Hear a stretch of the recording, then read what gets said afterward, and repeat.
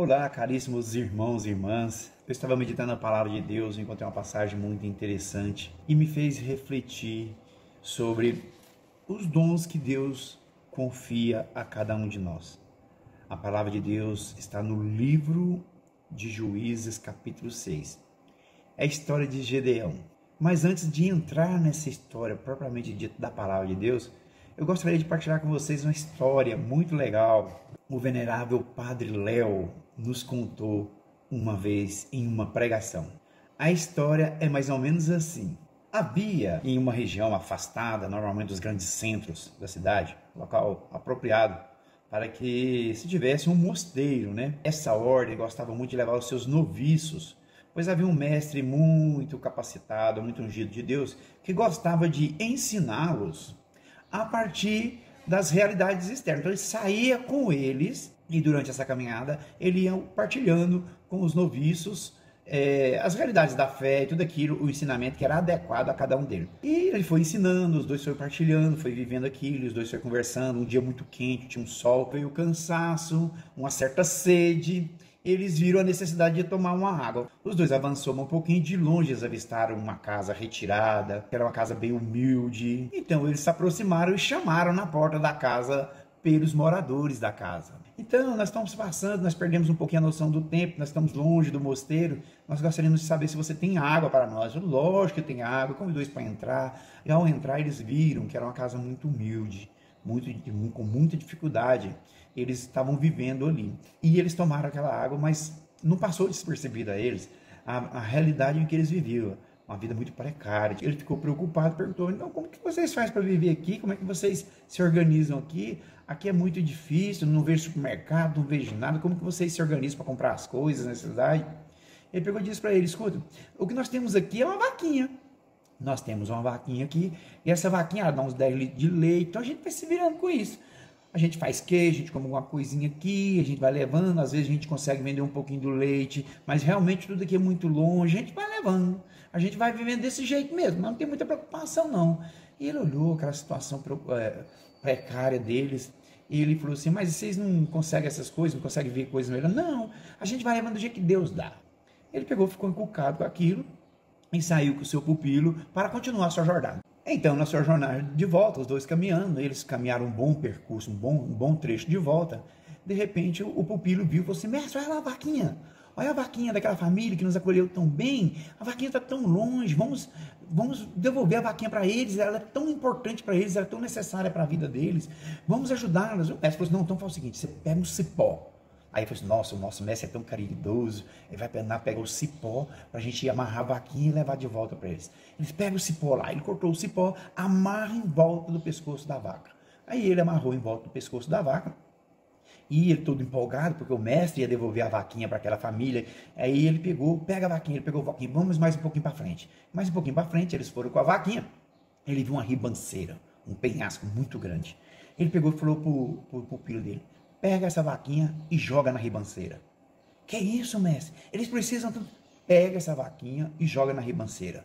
Mestre, mas eles precisam tanto dessa vaquinha para se alimentar, para comer. Olha, pega essa vaquinha e joga na ribanceira. O pupilo, muito intrigado com aquilo e decepcionado com o mestre, ele sabe que na vida do mosteiro obedecer é tudo. Muito contrariado e insatisfeito com aquela atitude, ele resolveu jogar a vaquinha na ribanceira. Ele pegou e foi embora, seguiu o seu caminho, voltou para o mosteiro. O mestre não falou mais nada sobre aquilo, ele não perguntou mais nada para o mestre sobre aquilo, embora o coração dele passou a se incomodar muito. Foi uma grande decepção para ele. Passado alguns anos, ele concluiu o seu noviciado, então ele entraria numa nova etapa da vida espiritual dele. E ele chamou o coordenador dele, né, o chefe da casa, e falou assim: olha, eu vou passar por essa fase tão importante da minha vida, mas tem algo que eu guardo no meu coração há muitos anos, e eu preciso resolver isso. Para isso eu preciso sair do mosteiro. Então é uma questão de consciência. Então, se é uma questão de consciência, o formador não quis mais entrar nessa questão. Falou: não, então você pode ir para que você resolva isso e você volta. Então ele saiu e voltou naquela casinha. Lá de cima do morro, ele viu aquela casinha lá embaixo.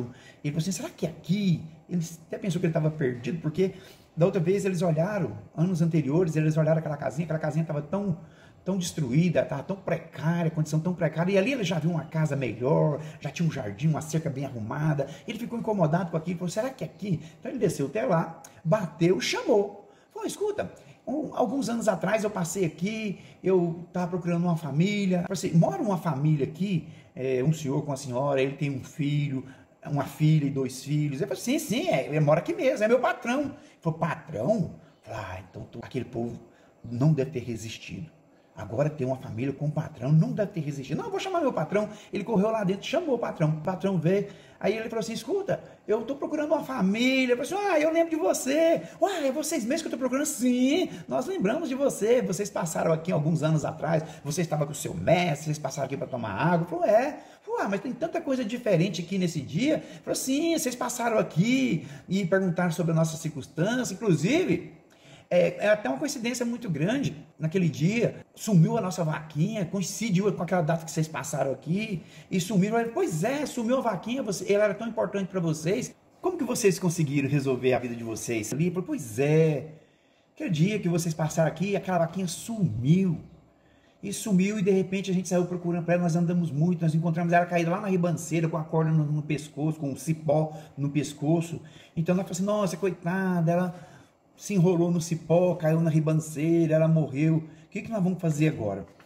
E aí ele disse que estava em casa, chegou para a família, o que nós vamos fazer? Aí disse que a esposa falou assim, nós temos um porvir aí, eu sei fazer um biscoito de porvir, vamos fazer o biscoito aí, a gente vai se ajeitando. E disse que ela começou a fazer o biscoito de porvir e tal, e ele começou a sair para vender, ele e os 2 meninos, para vender ali na cidade. Eles andaram um pouquinho, chegaram na cidade, venderam lá, muitas pessoas gostaram do biscoito que a mulher dele fazia. Aí disse que a menina falou assim, mas eu também tenho uma habilidade, eu sei fazer um crochê aqui, então eu vou fazer um crochê. E eles começou a fazer, e os 2 saíam para vender, e foi vendendo, agora eles têm uma fábrica de biscoito porvir, e eles têm uma pequena fábrica de artesanatos em crochê, ao qual eles vão vendendo, vai melhorando a situação deles, fazendo isso, aquilo outro. Então, aí o jovem ficou com aquilo na cabeça dele, falou assim, nossa, por anos e anos eu fiquei julgando o meu mestre, e agora, sem a vaquinha, eles se organizaram, eles redescobriram novos caminhos, e eles progrediram na vida. E aquilo foi para ele um alívio no coração dele, foi um alívio na consciência dele, e ele foi entender o ensinamento do mestre anos depois. O que essa história tem a ver com a palavra de Deus, Juízes capítulo 6? A história de Gedeão. A palavra de Deus nos narra que o povo de Israel estava sendo subjugado pelos povos vizinhos por causa do seu pecado. Eles cometiam pecado, eles se afastavam de Deus, eles sofriam a consequência do pecado deles na própria vida deles.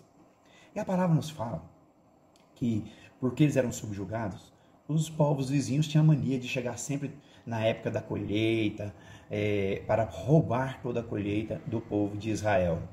E nesse dia Gedeão estava ali preparando toda aquela colheita para poder esconder e passar o ano comendo de novo, né? Se alimentando, e ele escondendo toda a colheita, os povos vizinhos que subjugavam o povo de Israel não roubavam deles toda a colheita. E ele estava ali. Mas Deus olhou a circunstância daquele povo, porque a palavra fala que os israelitas, no versículo 7, os israelitas clamaram ao Senhor. E quando os israelitas clamaram ao Senhor por causa de Madian, o Senhor enviou ao profeta para dizer-lhes. A primeira coisa que Deus mostra para eles. O profeta vai lá e alerta o povo de Israel que o pecado deles gerou essa distância de Deus. E gerando essa distância de Deus, eles estavam sofrendo as consequências por causa do pecado. Assim que o profeta alerta o povo da sua circunstância, Deus manda um anjo conversar com Gedeão, que estava nessa circunstância. Ele estava preparando a colheita para escondê-la. Essa era a realidade do povo de Israel, o medo. Então o anjo do Senhor, no versículo 12, aparece para Gedeão e fala para ele, o anjo do Senhor apareceu e lhe disse, o Senhor está contigo, valente guerreiro. Olha como é interessante essa passagem. O Senhor está contigo, valente guerreiro. Esse é o versículo 12. E Gedeão responde ao anjo, meu Senhor, se o Senhor está conosco, por que vieram todos esses males? Onde está aqueles prodígios que nos contaram nossos pais, dizendo, o Senhor fez verdadeiramente sair do Egito? Agora o Senhor abandonou-nos e entregou-nos nas mãos dos madianitas? Gedeão reclama com Deus. Se realmente o Senhor está conosco, por que caiu sobre nós todos esses males? Se toda a tradição do povo de Israel conta, e as Sagradas Escrituras já eles eram capazes de ver, que Deus, por mão poderosa, realizou prodígio no meio deles e os tirou da escravidão do pecado, o anjo responde para ele no versículo 14. Então o Senhor, voltando-se para ele, disse: vai com essa força que tu tens e livra o meu povo dos madianitas. Olha tanto que isso é importante. O anjo diz para ele: com essa força que tu tens e livra o meu povo. Nós muitas vezes nos acovardamos nas dificuldades da vida, ou temos a mania de nos acomodarmos às situações, e por medo nós não crescemos, nem na fé e nem nas realizações que a gente traz no nosso coração. Nós muitas vezes ficamos olhando a capacidade, os dons dos outros. Ah, mas eu não sei fazer isso. Eu não sou fulano que sabe fazer isso. Ah, eu não dou conta de fazer isso. Gedeão tenta fugir da sua responsabilidade, dizendo isso para o Senhor, dizendo isso para o anjo. Eu sou o menor da minha tribo, eu sou o mais pequenino, o mais fraquinho. E o anjo diz: vai lá com a força que tu tens. Você já observou, muitas vezes nós não reconhecemos a capacidade que temos, porque nós ficamos acomodados e temos medo de arriscar no Senhor?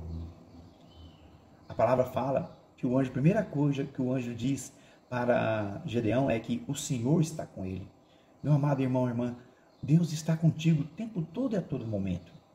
Se Deus se afasta de nós, ou se nós nos afastamos de Deus, é por culpa do pecado. Por isso nós precisamos olhar a nossa vida e buscar sempre uma vida de santidade. E nós não podemos ter medo de colocar os dons que Deus confiou a nós para fora. Nós muitas vezes ansiamos fazer algo na igreja. Eu gostaria tanto de pregar, eu gostaria tanto de cantar, eu gostaria tanto de trabalhar na catequese, mas nós enterramos os nossos dons porque nós temos medo.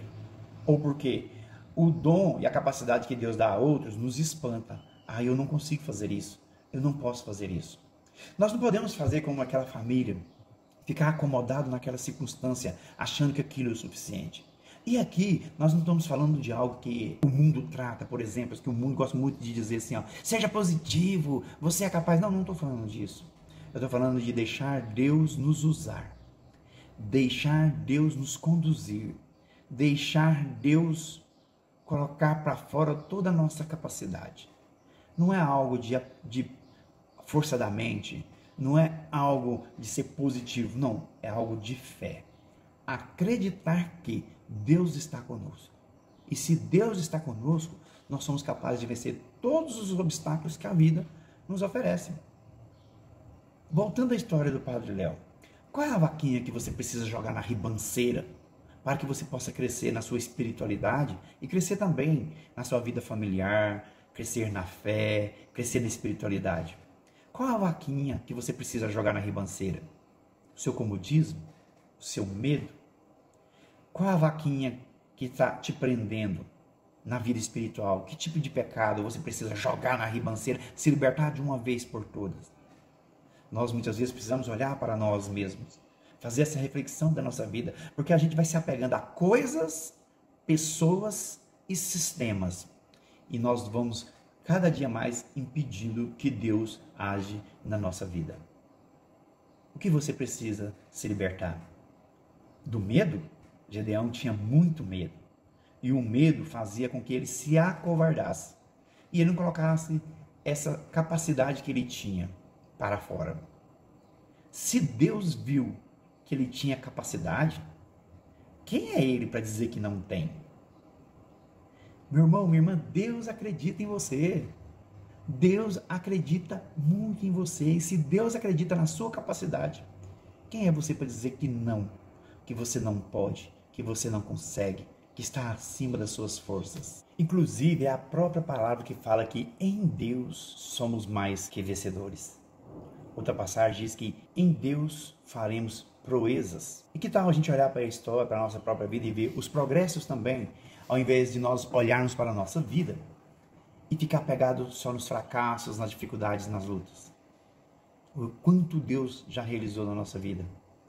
E a gente pode mudar esse nosso discurso e dizer: até aqui nos ajudou o Senhor. Por isso, no versículo 16, o Senhor vai replicar e vai dizer de novo a Gedeão: eu estarei contigo e tu derrotarás todos os madianitas como se fosse um só homem. Olha o que a palavra nos fala. Talvez a dificuldade, a luta, ou o medo, ou o nosso comodismo que parece tão gigante a ponto de nos intimidar e de nos fazer retroceder, em Deus nós vamos vencer como se fosse algo muito pequeno, porque não é com a sua força, não é com a minha força, não é com a sua capacidade, não é com a capacidade de Gedeão, é com a graça de Deus que nos impulsiona sempre a fazer a vontade de Deus e que nos impulsiona a crescer em todas as áreas da nossa vida. Então nós estamos iniciando essa semana e que essa semana nós possamos lembrar disso na nossa vida familiar, na nossa vida de fé, na nossa vida profissional, onde a gente enfrenta tantos desafios. Acredite, você é um valente guerreiro, porque é assim que Deus te vê. É assim que Deus nos vê. E como Gedeão, depois você vai ver na palavra de Deus, se você seguir lendo Juízes capítulo 6, que por fim ele descobre que esse encontro que ele teve com o anjo é a própria presença de Deus. E se Deus está com ele, ele cumpre aquilo que Deus propôs para ele. E aí ele põe para fora muitas capacidades que ele mesmo, não é que ele não sabia que tinha, é que ele tinha medo de colocar para fora. Deixa Deus conduzir a sua vida em todas as áreas da sua vida, todas as realidades de sua vida. Deixa Deus te conduzir e você vai ver que você tem muito mais capacidade, força e coragem que você não sabe que tem. E você vai ver sendo colocado em prática, porque Deus vai te conduzindo e te ajudando. Que durante essa semana você possa deixar Deus agir na sua vida. E na próxima semana você poder olhar para trás e dizer: não me acovardei, eu enfrentei. E você vai ver que os números de vitórias na sua vida vão crescer muito, porque Deus vai estar ao teu lado o tempo todo. Então que essa semana seja uma semana maravilhosa na sua vida, e que seja uma semana de nos libertar de tudo isso que nos afasta de Deus. Uma semana de muita graça, uma semana na presença do Senhor. Louvado seja nosso Senhor Jesus Cristo, para sempre seja louvado.